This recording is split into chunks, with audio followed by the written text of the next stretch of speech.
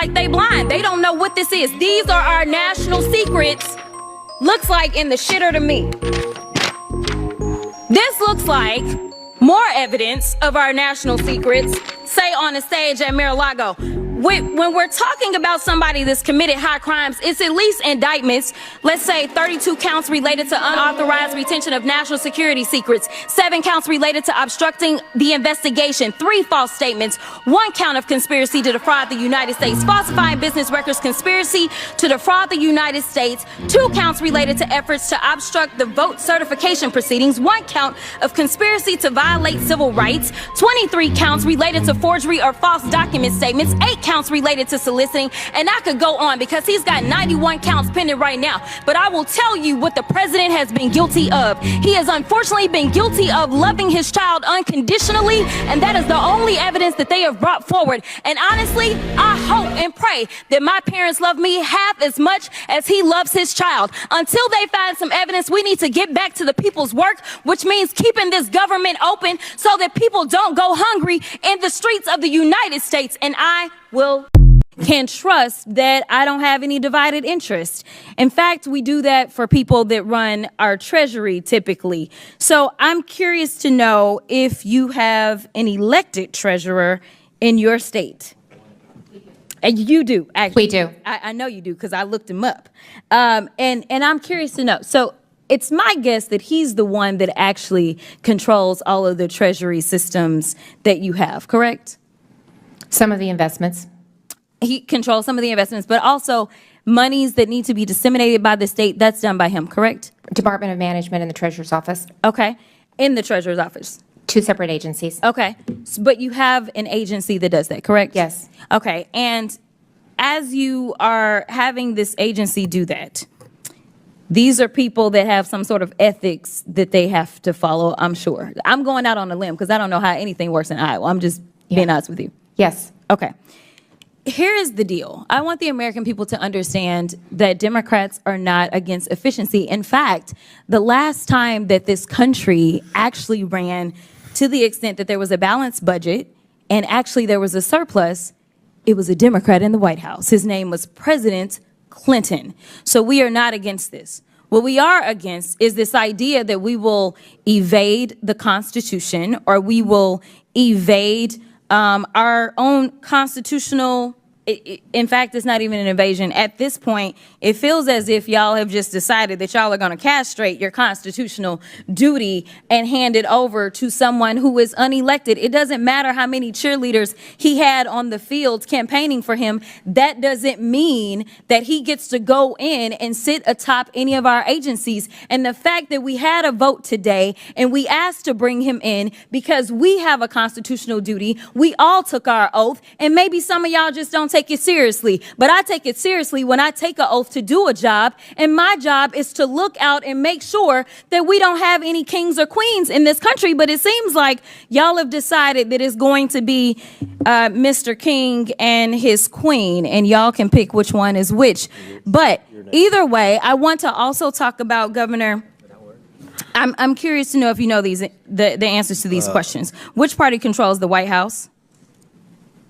Republican. Which party controls the Senate? Republican. Which party controls the House? Republican. Is that about what the makeup is in Iowa? Yes. And that has allowed you to be able to get your agenda across, correct?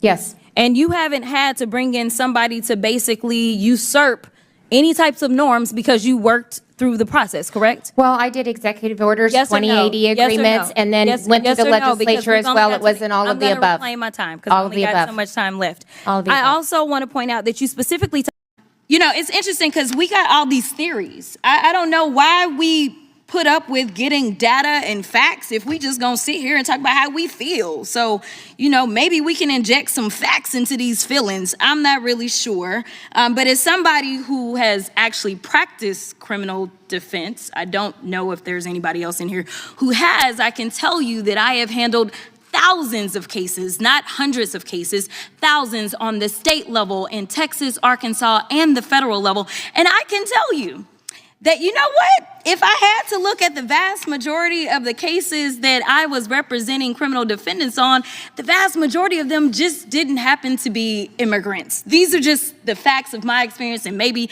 the immigrants went to somebody else. I don't know, but I can tell you in my actual experience, in real life, in reality, and not in this fallacy world that y'all are making up where you hate on everybody. So my Republican colleagues are here using today to continue pushing this false narrative of sanctuary cities harboring criminals, yet right here in DC, we have a 34-count felon being harbored in the White House. The hypocrisy coming from your side of the aisle over concerns regarding lawlessness is outrageous. Right now, House Republicans are conducting town halls with constituents lying about our legal system.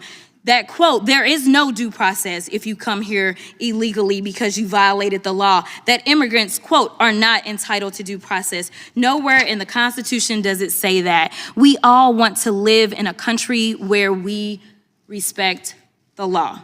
So I'm a bit surprised that Republicans aren't up in arms with Trump detaining and deporting U.S. citizens and people who are lawfully present here in the United States. What Trump and ICE are doing is a disgrace, and it's all being done without respect for our laws. For example, Mr. Neri Alvarado, a Dallas-based baker, was arrested and deported to El Salvador prison for having an autism awareness tattoo in honor of his 15-year-old autistic brother. This was done despite never having been to El Salvador, despite having no gang affiliation, and despite having no organized crime connection. He was deported because ICE agents have been detaining, quote, all Venezuelans with tattoos. And to be clear, this type of racial profiling isn't just a one-off. In fact, the ACLU, using DHS's own data, mind you, found that at least 65% of the states and local agencies voluntarily working with ICE have records of racial profiling and civil rights violations. Mr. Franklin, first of all, and Sheriff, let me thank you for your service too, because I appreciate law enforcement. I just want to put that out there. But Mr. Franklin, Major Franklin, you're a decorated law enforcement officer. Yes or no, in your experience, does racially profiling people make communities safer? No. And yes or no, does ICE forcing state or local law enforcement to detain people make communities safer? No. You know, it's interesting because we've already, and we're gonna, do Groundhog's Day a couple of times, seemingly here. Actually, let me give you the facts real quick before I go to that. In fact, a report for the American Immigration Council found that cities that didn't enforce ICE detainers have 35.5% lower crime rates, 2.3% lower poverty rates, and relied less on public assistance, including 4.9% less for children under 18. And I do want to be clear right now, ICE is trying to work with the IRS because we actually take in billions of dollars because of immigrants in this country, and now they're gonna try to get them out. And I'm gonna tell you that the biggest issue that we have, I really don't think this should be a partisan issue, so I'm going to agree with my Republican colleagues. I think that we all should want to be safe in our communities. The problem that we have is that we have an incompetent administration, that everything that they touch turns to shit. Because what they do is they take a wide sweeping brush and they have decided that the enemy is now going to be immigrants instead of taking a scalpel. That's all we're asking, is to be exact in what you're doing instead of taking a sledgehammer to everything. Thank you, and I will. I don't really know what to say, except for the fact that this is a farce, all right? Because the fact is, we've got an increase in crime all over. If we really want to be real about it, let's talk about it. We're talking about DC right now, but the murder rates in red states like Louisiana, Mississippi, Alabama have statistically exceeded those in blue states like Illinois, New Mexico, and Michigan every year since 2000. But since my colleagues feel the need to meddle in local affairs of DC, then let's look at where there might be issues. To be clear, DC doesn't control most of its own post-arrest criminal justice system. Instead, the federal government administers most of it. So I have a few questions, yes or no, for you, Mayor Bowser. The federal government, not D.C., has the authority to prosecute nearly all crimes committed by adults under D.C. law. That's correct. The federal government appoints judges to the local D.C. courts. That's correct. The federal government has jurisdiction over community supervision and adults charged or convicted of D.C. crimes. That's correct. The federal government has jurisdiction over the incarceration of adults convicted of felonies under D.C. law. Correct. Lastly, Mayor Bowser, isn't the federal government responsible for parole and supervised release of people convicted of felonies under D.C. law? Yes. Thank you. The fact is, my Republican colleagues want to talk about keeping D.C. streets crime-free. They can't even keep the halls of Congress crime-free, because we gonna talk about this, because I got 24 seconds. My freshman colleague has just been indicted on 13 felony counts, right? But have they exhibited any courage to say, you know what, we will disallow this in our body. We will make sure that we expel this individual. They have not.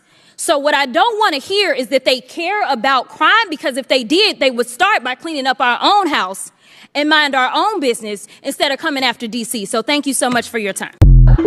I have a document that I will ask for unanimous consent to enter into the record. It's a fact sheet on President Trump's shady business dealings with the Chinese government. What are you entering in? A record from who? This is from the Congressional Integrity. Congressional Integrity Project, the dark money pack? I object. I object to that too. Of course y'all gonna object, but we gonna talk about it. So, it says Trump has extensive financial ties to the Chinese government. President Trump collected millions from Chinese government-owned entities while in office. I have the best tenants in the world, President Trump was well aware of the multi-million-dollar lease to Chinese interests. President Trump promised to donate foreign government profits while in office, but he donated less than a third of his proceeds from the Chinese government. President Trump maintained 3 foreign bank accounts while in office, including one in China. President Trump's business with China raised legal and ethical concerns. President Xi loves the people of China. He loves his country, and he's doing a very good job. President of the United States has committed. But when we start talking about things that look like evidence, they want to act like they blind. They don't know what this is. These are our national secrets. Looks like in the shitter to me. This looks like more evidence of our national secrets, say on a stage at Mar-a-Lago. When we're talking about somebody that's committed high crimes, it's at least indictments. Let's say 32 counts related to unauthorized retention of national security secrets, 7 counts related to obstructing the investigation, 3 false statements, 1 count of conspiracy to defraud the United States, falsifying business records, conspiracy to defraud the United States, 2 counts related to efforts to obstruct the vote certification proceedings, 1 count of conspiracy to violate civil rights, 23 counts related to forgery or false document statements, 8 counts related to soliciting, and I could go on because he's got 91 counts pending right now. But I will tell you what the president has been guilty of. He has unfortunately been guilty of loving his child unconditionally, and that is the only evidence that they have brought forward. And honestly, I hope and pray that my parents love me half as much as he loves his child. Until they find some evidence, we need to get back to the people's work, which means keeping this government open so that people don't go hungry in the streets of the United States. And I will yield. And beyond that are actually dying. We're not projecting may die, but are actually dying or have died in southern states that have decided that they wanted to go after our reproductive freedom. So as a woman in this country, as a Texan, and as a Black woman who, when we look at the numbers, and I believe in data and science, and I know that that escapes a lot of people in this chamber, but the numbers are clear that specifically Black women have always struggled when it came down to the maternal mortality rates in general. The fact that somebody who looks like me, no matter how much money they have, because I can remind you of a very wealthy tennis star that almost lost her life while trying to give birth. Some things I honestly just don't think should be partisan. And frankly, I do believe in privacy because honestly, I don't want none of y'all making decisions if I ever end up pregnant and have to decide what it takes for me to save my life. And I give the same opportunity for other women in this country to make decisions as they see fit. So while we look at how we protect women completely differently. I can tell you that at least in the 766,000 women or 766,000 constituents that I represent, I've had them come to me concerned about whether or not they could survive childbirth. But I have not had a single person in my district tell me that they were concerned that they may be raped by a trans person. So if there is an issue to solve in this country based on facts, data, and statistics, I think that we need to look at the type of health care that we are going to advance for women in this country. And with that, I will yield. And the final thing that I will say is that this election, I didn't ask you a question. The final thing that I will say is that this election is the best example of why y'all are so afraid of diversity, equity, and inclusion, because then you can't have a simple-minded, underqualified white man somehow end up ascending. Instead, you've got to pay attention to the qualified black woman that is on the other side. And with that, I will yield. You know what? This hearing is actually the best example of what waste, fraud, and abuse looks like, because the only reason we're having this hearing is because somebody got their feelings hurt in a debate. And I don't understand why we're wasting taxpayer dollars. Next time, tell your big boy to show up and be ready to handle the woman in the room who hopefully will become the next president of the United States. Nevertheless, while we do have two amazing authors from Project 2025, which it seems like everybody got the memo, like, yes, I'm going to double down and say it's my thing, but I'm going to make sure I also say that it ain't our homeboys thing, because we know that it doesn't poll very well with the American people, because the American people are woke enough to recognize that there is nothing good in it for them. Before leaving the channel, don't forget to hit the subscribe bell and hit the like bell. It helps the channel grow. Thank you.